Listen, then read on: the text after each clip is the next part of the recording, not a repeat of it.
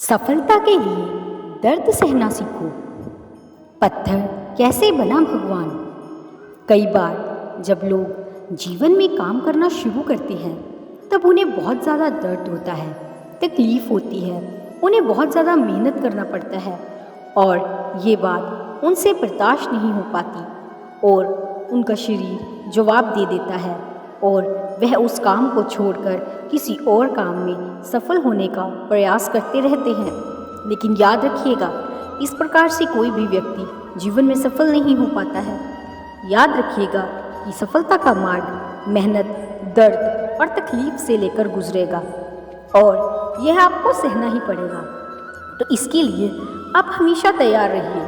तो चलिए इस बात को एक कहानी के माध्यम से समझते हैं। एक बार एक मूर्तिकार अपनी छैनी और हथौड़ी से एक पत्थर को भगवान की मूर्ति का आकार देने का प्रयास कर रहा था। जैसे ही वह छैनी पर अपना हथौड़ा चलाता, वह पत्थर चिल्लाने लगता और कहने लगता कि ये क्या कर रहे हो, मुझे इतना मार क्यों रहे हो, मुझे बहुत दर्द हो रहा है, तकलीफ हो रही है, पीड़ा हो रही है, मुझे अपने हाल पर छोड़ दो और यहाँ से चले जाओ। मूर्तिकार ने उस पत्थर से कहा, मुझे बहुत अच्छे से पता है कि तुम्हें बहुत ज़्यादा दर्द हो रहा है, तकलीफ़ हो रही है और तुम बहुत ही ज़्यादा पीड़ा में हो, लेकिन यदि आज तुमने इस दर्द को नहीं सहा, इस तकलीफ़ को नहीं सहा, तो जीवन भर तुम यहीं इसी प्रकार से पड़े रहोगे।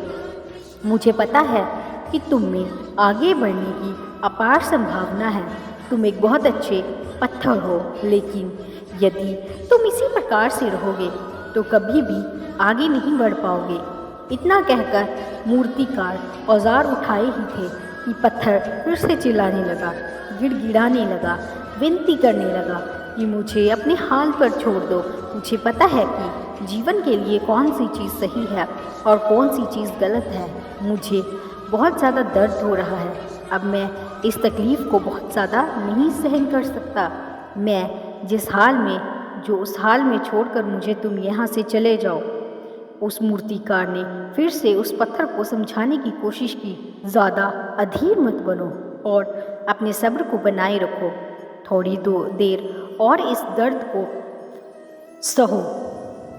यदि इस दर्द को सह लिया तो मैं भगवान की मूर्ति के रूप में तुम्हारी स्थापना करवाऊंगा और फिर दूर दूर से लोग तुम्हारी पूजा करने आएंगे और पंडित और लोग तुम्हारी सेवा करेंगे। लेकिन पत्थर ने उस मूर्तिकार की एक भी बात नहीं मानी।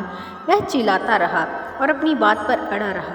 मूर्तिकार ने उस पत्थर को समझाने की बहुत कोशिश की, लेकिन वो पत्थर नहीं माना। अब मूर्तिकार भी थक चुका था और वह उस पत्थर को छोड़कर आगे बढ़ गया और थोड़ी ही दूर जाकर देखा कि एक और बहुत अच्छा पत्थर वहाँ पड़ा हुआ है और उसने छैनी और हथौड़ी उठाई और उस पत्थर को मूर्ति बनाने के लिए वह तैयार हो गया। मूर्तिकार ने छैनी और हथौड़ी का वार दूसरे पत्थर पर जारी रखा। दूसरे पत्थर को भी दर्द हुआ, तकलीफ उससे भी हुई, लेकिन उस पत्थर ने बर्दाश्त कर लिया और देखते ही देखते थोड़े समय के बाद उस पत्थर ने भगवान की मूर्ति का रूप धारण कर लिया।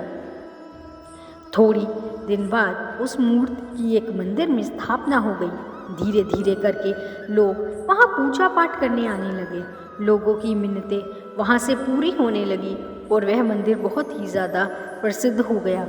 अब धीरे धीरे करके दूर दूर के गांव से लोग वहाँ पूजा पाठ करने आने लगे। फिर एक दिन और उससे पत्थर को उसी मंदिर में लाया गया और उसे एक कोने में रख दिया गया। अब लोग आते और उस पत्थर पर नारियल फोड़ते। ये कोई और पत्थर नहीं बल्कि वही पत्थर था जिसने दर्द को नहीं सहा था। अब वो पत्थर मन ही मन बहुत ज़्यादा पछता रहा था, दुखी हो रहा था और अपने आप से कह रहा था कि काश मैंने उस दिन उस दर्द को, उस तकलीफ़ को सह लिया होता तो आज लोग मेरी भी पूजा करते।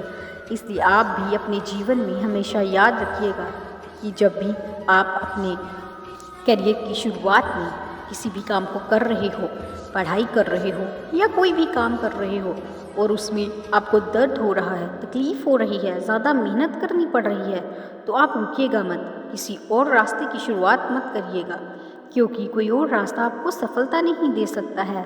आपको उस दर्द को, उस तकलीफ़ को सहना ही होगा और उस दर्द को, उस तकलीफ़ को सहकर आप ज़्यादा मजबूत बनेंगे और तभी आप अपने जीवन में आगे बढ़ पाएंगे। और जीवन में हमेशा याद रखिएगा कि आपको पहले पत्थर की तरह नहीं बल्कि दूसरे पत्थर की तरह बनना है। यदि ये कहानी आपको पसंद आई हो और इससे कोई सीख मिली हो तो इसे अपने दोस्तों और अन्य लोगों के साथ ज़रूर शेयर करिएगा।